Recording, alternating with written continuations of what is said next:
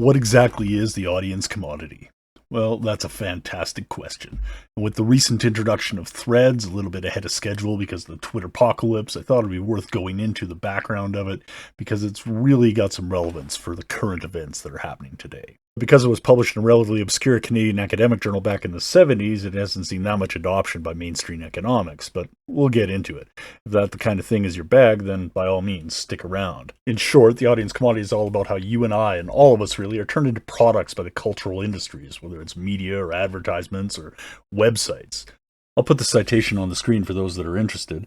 The author Dallas W. Smythe was writing it as a bit of a challenge to traditional Marxist economic thinking at the time in the 70s. He said they were getting it wrong when it came to the cultural industries and the impact that they actually had, what they were doing. Now, Dallas Smythe was a former economist at the FCC, and he was blacklisted due to McCarthyism. I mean, Hoover had a file on him for reasons. And he's drawing heavily on a book called Monopoly Capital that was put out in the 60s by Baran and Sweezy. We should probably do a whole episode on that at some point in time, but we'll see how this goes. Now, for Smythe, the main argument speaks directly to Facebook or Meta's business model. This goes the same for like Google and everything else, too. And what is their business model? Websites? No. Apps? No. Advertising? Close, but still not the whole picture. Their business model is the production of the audience commodity. Advertisers buy audiences, and those audiences' time is their labor. And how did Smythe come to this conclusion? Well, he was asking a simple economic question. Basically, what economic functions for capital do mass communication systems serve?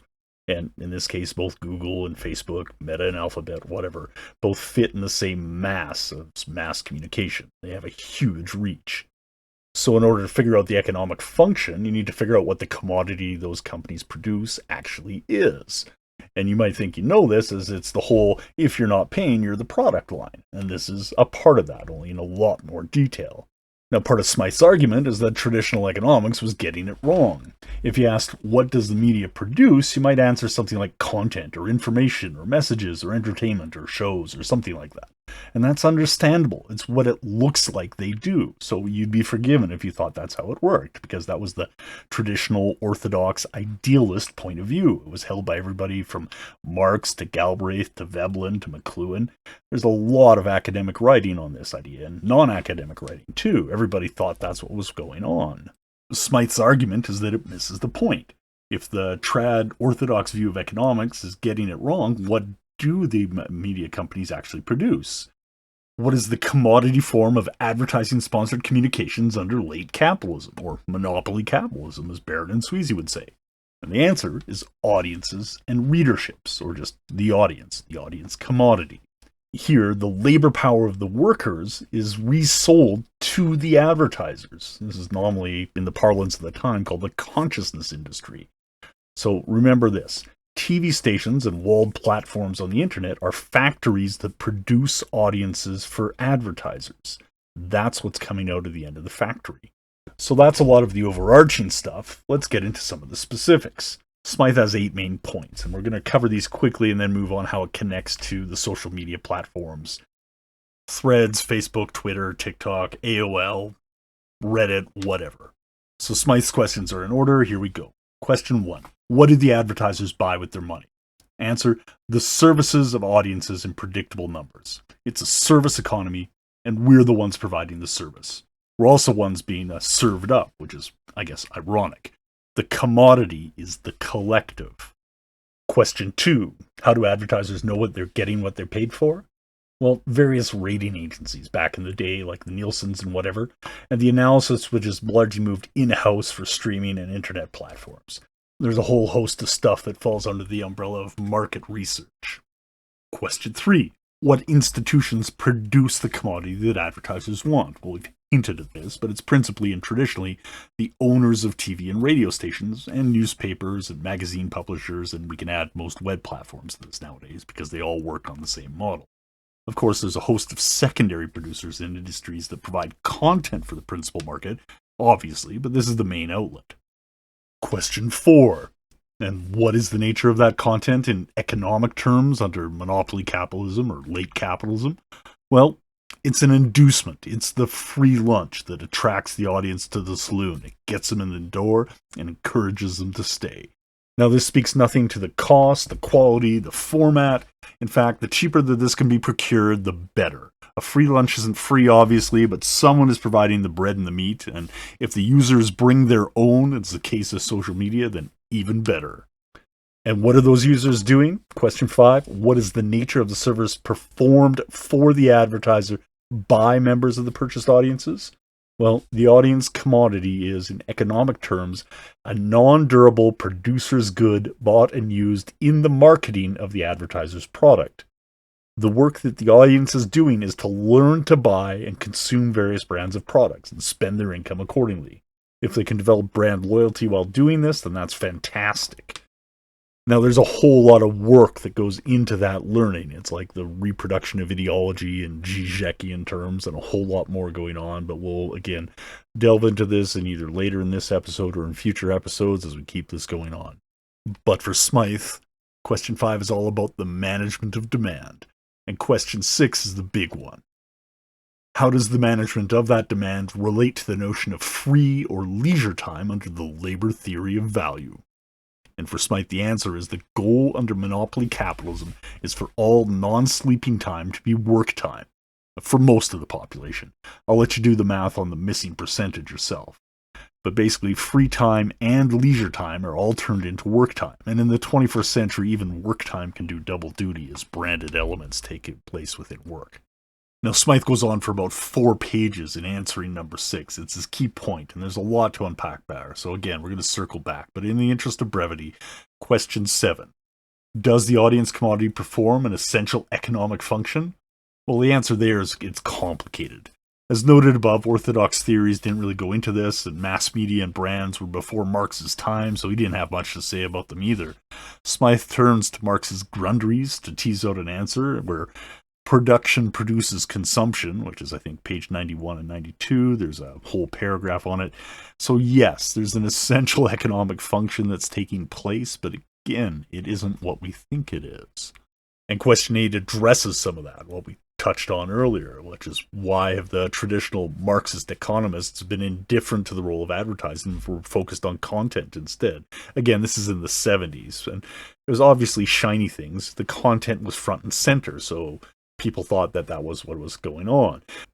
Remember, this is 1977, a full decade before authors Edward Herman and Noam Chomsky were publishing Manufacturing Consent, even though this was contemporaneous with some of Edward Herman's earlier writings. Now, Smythe had actually published 2 versions of this paper, the peer-reviewed article from 1977 that we've been using, and again, it came up as a chapter in 1981's Dependency Road. These are, again, foundational, critical for understanding what's going on. But what does it mean for right now? Now, as I'm recording this on the evening of July 6, 2023, Facebook has just launched Threads, their Twitter competitor, within the last 24 hours. Earlier this week, when I was writing it, I thought the main argument would be the Reddit implosion and Twitter's issues, which were leading to a mass exodus of users looking for an alternative and heading towards the Fediverse, including Mastodon, which is an ActivityPub protocol tool that's very similar in some ways to early Twitter. Earlier, back in June, or 1,000 years ago it seems, there was a lot of discussion on the Fediverse because there was news that Facebook was using the ActivityPub protocol for their Threads tool. So all of this has gone by in light speed, where weeks, sometimes decades happen, right? Anyways, when I started drafting this in response to those particular events and the general bad idea of engaging with Facebook on anything, we'll get into what triple E means probably in a future episode too, the online universe was vastly different. The Reddit moderator strike wasn't even a thing that had happened yet, and even though there was problems at Twitter, it didn't seem to be the mass expulsion that happened on July 1st. So let's tie it back to our main characters. Both Meta and Alphabet, Facebook and Google, are well entrenched as advertising companies at this point. There's no surprises going on there. And it's reasonably well known what's going on when the auction service that's used being detailed in this explainer from the markup. I'll put the link up in the show notes here. They also have a wonderful explainer article going into the breakdown of market segmentation that's done by, in this case, Microsoft and their Xandr platform, but actually takes place behind the scenes by all of these major social media companies. And these major companies know exactly what they're doing.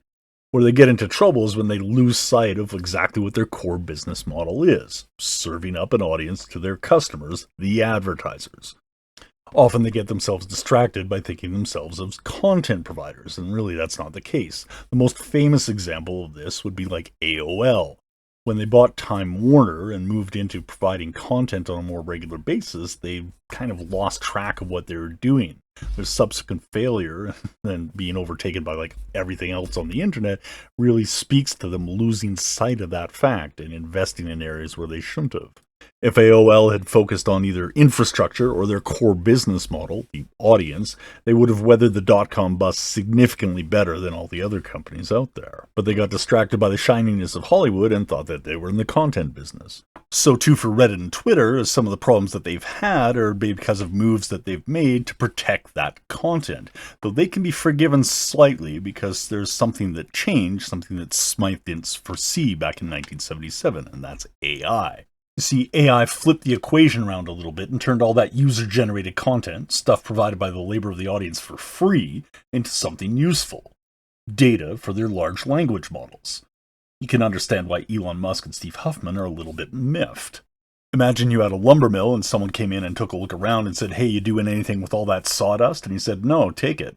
And then they took that useless byproduct and added a little bit of glue to it, and all of a sudden turned it into, I don't know, designer Swedish furniture, and you'd be like, and made a mint. You'd be like, what's going on here? And try and stop them from taking the sawdust and figure out how to use it yourself. Because all of a sudden that stuff's gold, Jerry, gold. But because they didn't know it or didn't understand the process, both Reddit and Twitter in the process of lighting a fire in their factory and burning it to the ground. And meanwhile, the users, the audience commodity that was driving their business, are all exiting stage left.